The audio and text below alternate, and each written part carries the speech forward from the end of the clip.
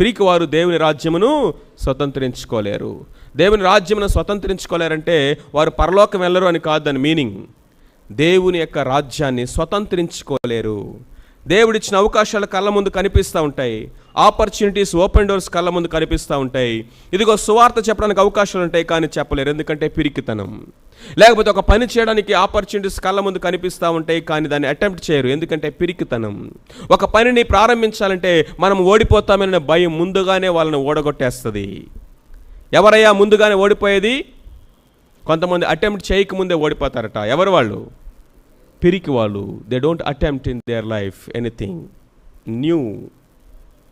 కాబట్టి ఈగిల్స్ యొక్క క్యారెక్టర్ అంటే ఇట్స్ కరేజ్. కాబట్టి ప్రభు దగ్గర నుంచి మనం అడగాలి, ప్రభువా మాకు ఇలాంటి కరేజియస్ ఫెయిత్ని మాకు దయచేయండి. ఆ ముగ్గురు యవనస్తులు నిలబడ్డారే, నెబుకద్నెజరు అని, అది కరేజియస్ ఫెయిత్.